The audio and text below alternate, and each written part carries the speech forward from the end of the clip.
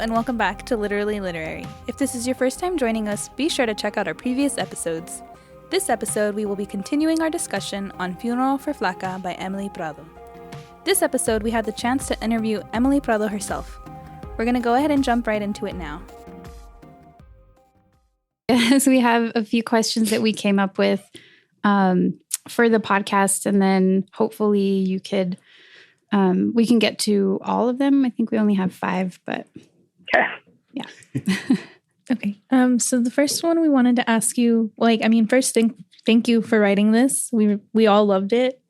But one of the questions that we wanted to start out with is, what is something you would say to young writers who want to heal in a similar way to this that you did, especially with starting a project like this?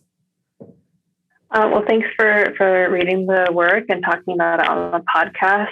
I think that, in order for me to have been able to get to a place where I was able to write about some of the things that I went through, and also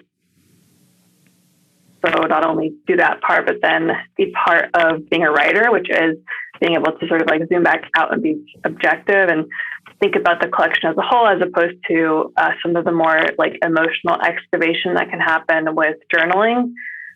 I had to go to therapy. And so I think that if someone wanted to undertake a project in which they are revisiting memories, painful memories, and or traumatic memories, I think it's very helpful to have the support of a mental health professional.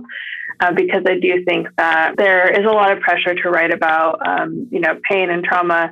And if we don't take really good care of ourselves while we're doing that, or give ourselves permission to focus on other aspects of our lives, or the before and after, then it can be kind of dangerous and harmful for us. So I would say that first and foremost, getting the support of someone to go sort of support you as you write through that.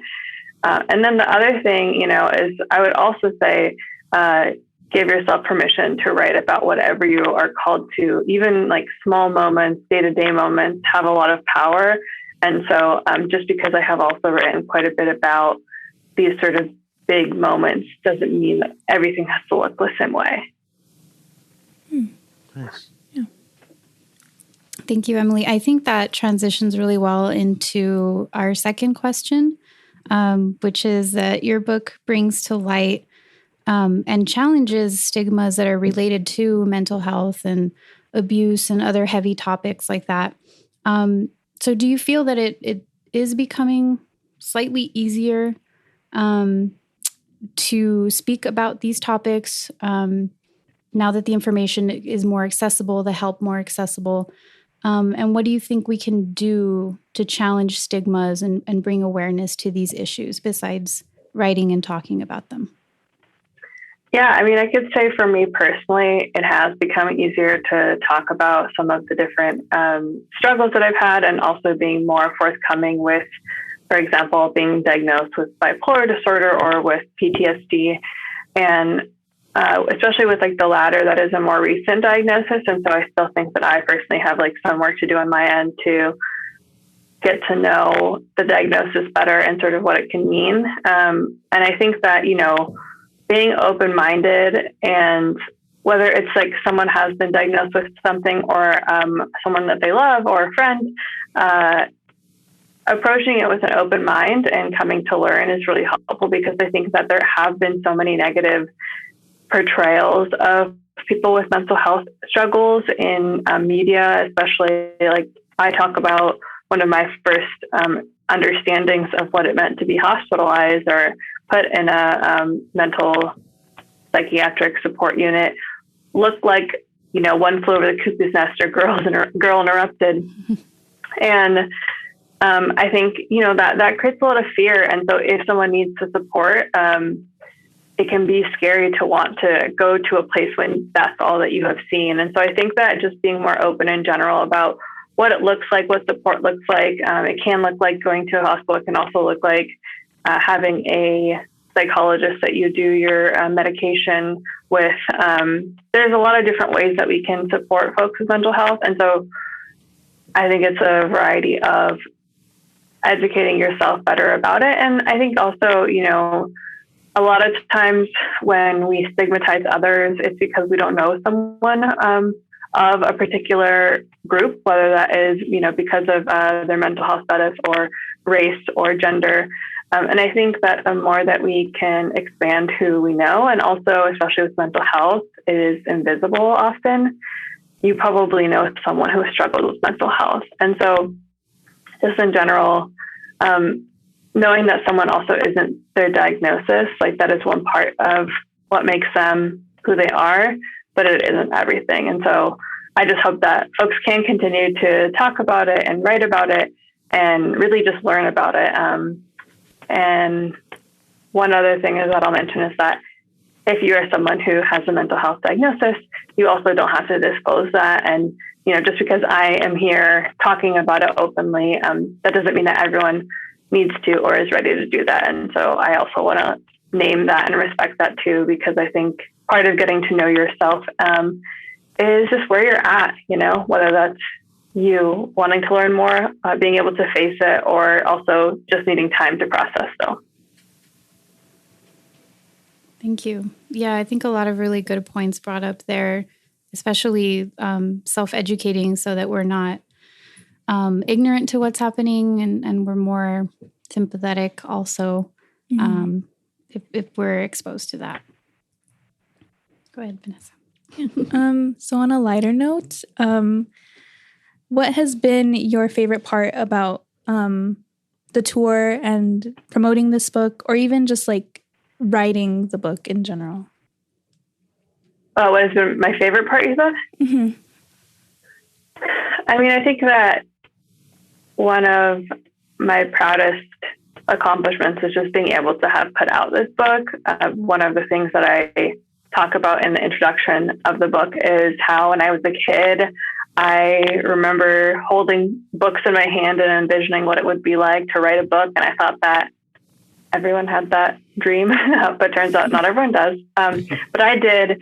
And so being able to actually see that and hold that is really exciting, I think, on its own. Of course, having people read it is really exciting, and being able to go on tour is exciting. Being able to talk about it is exciting. But I think just being able to have written the book is something that I'm really proud of. And I hope that there are more books to come by me and also by other Chicana writers. If people who are listening are Chicana and they're writers and they want to write, I'm just excited to be a part of what I see as like this wave of way more folks from marginalized identities also being able to share their work. I think in our first episode, or maybe it was the second episode, we were discussing whether or not there was an audiobook version, and we didn't know the answer to that. So we thought we could ask you since you're here. Yeah, it's actually under works right now. So it is about to be finalized in contract with Blackstone Publishing. And so more information about that will be out soon, as well as the ebook. Awesome, yeah. I mean, we're old school. We like the physical copies. We like to hold it and smell it and flip through it. But it's good to know for the newer, younger readers. Plus, it was so great getting to hear you. I mean, do you know are you going to be reading it for the audio or someone else? I don't know yet. So I have to audition, which just involves me recording myself reading and sending it to them. Mm-hmm. So I'm hoping I will. And if it's not me, then I am hoping that it's going to be someone who has really solid pronunciation and can say things like Emiliana and Michoacan. So we'll see. Yeah, exactly. Definitely. Yeah, that would be the worst, just having someone butcher what you'd spent so much time and hard work on. Yeah, we'll see. I mean, I hope. I have heard some really great audiobooks that they've put out. And, I think it's really powerful when you get to hear an author read their own work. But at the same time, if there's like a really seasoned, vocal actor who that's their passion and they want to bring it to life, I also want to remain open to that. And I think that's kind of just like what writing this book has also been a part of, like this journey to accept and go with the flow sometimes. I had talked to you all at the event that I did, and I'd mentioned that originally the book that I was working on is this book actually more centered on my experience with being diagnosed with bipolar disorder. And that's a book that I'm still working on. And so this project has actually been this detour that has become my first book. And that was also, as exciting as it was like surrendering to what this new format looked like. Because I always thought my first book would be a very traditional sort of narrative memoir. And I'm still working on that. But yeah, just trying to go with the flow more these days. Go with the flow more these days. Yeah. I guess a question that came from that is, since you're saying you want to be more open and go with the flow, would you be open to translation of Funeral for Flaca? Yeah, and I would anything love, other than Spanish? Yeah, I would love for it to be in Spanish or any language, honestly, besides just English. And I think that, the art of translation is really compelling. And I would be, honored if someone took the time to, figure out how to translate it and partner with the publisher who would put it out, especially in Spanish, just because a lot of my family members have mentioned that they want to read it, or family friends who primarily speak Spanish. And so I feel like that would be amazing, but I'm sure there are hopefully folks who speak other languages who would also be interested. Yeah, that would be awesome. That wasn't even on the list, but since we're talking about it, I thought I'd ask. Yeah. Mm-hmm. Okay. So what do you want readers to come away with after reading Funeral for Flaca? I hope that as, again, like being open to the flow of things, like I want the readers to get what they need out of the book. I wrote the book for 13-year-old me, and I had that person in mind, right? And so I think about what would I want myself to have gotten out of the book if I had read it at that time. And so for me, I would have really appreciated seeing someone have a kind of like messy, tricky life, but still have humor and a sense of hope. That would have been really encouraging to me at that age. And so, yeah, I hope that whatever readers need from it, whether it's, connecting with stories of mental health struggles or of what it's like to experience grief or near loss of somebody, or it's, sort of reckoning with their own relationship to consent. There's a whole bunch of topics in there, or maybe even knowing that other people's families don't look like the traditional nuclear family. Like there's a lot of things I think that people could connect with there. But ultimately, yeah, I want folks to just take whatever they need to take from it. Awesome. So we have one final question, and it's kind of just coming from you going on this tour. And I noticed that on your flyers, you were always coupled with, different writers, new writers, a lot of whom we didn't know.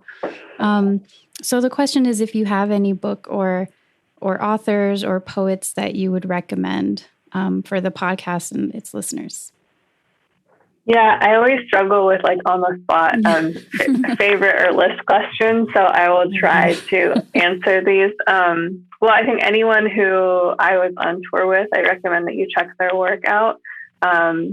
So Gris Munoz, who I know that you all know. And then Carla Cordero, she also read with me. My friend Elizabeth Orr, who is based in San Francisco, and Manuel Aragon, he is based in Denver, and he is working on a speculative Latinx fiction short story collection. That sounds exciting, and I can't wait for that to come out.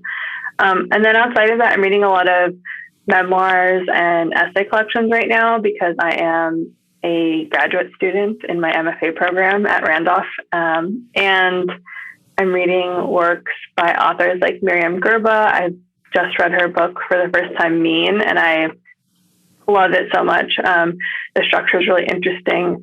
I also am reading a book called This Is One Way to Dance. I forget the name of the author right now, but it's a really interesting essay collection. And yeah, I'm just thinking a lot right now in general too about how we show up in writing spaces. And so the other one that I'll recommend is Craft in the Real World by Matthew Salaces. And that is about how we create community in the classroom. I'm an instructor of creative writing as well. And so I've been thinking a lot about ways that I can sort of bring my authentic self and also encourage my students to, and think about the structure of a writing workshop through a less traditional, like white-centric lens. Awesome. Do you find more joy in teaching or writing? I'm just kidding. Really you don't have different. to answer. Gotcha question. No, I mean, I feel like they're, it's kind of like when people say, do you like writing or DJing? I feel like they're really different. Even like teaching is really different from writing, which is really different from DJing. And I like them all. I do love having the opportunity to give people access to certain writing techniques and like introducing them to different authors that maybe they haven't read before, because I think about how much I would have loved to experience that, especially with like the high school age students that I teach.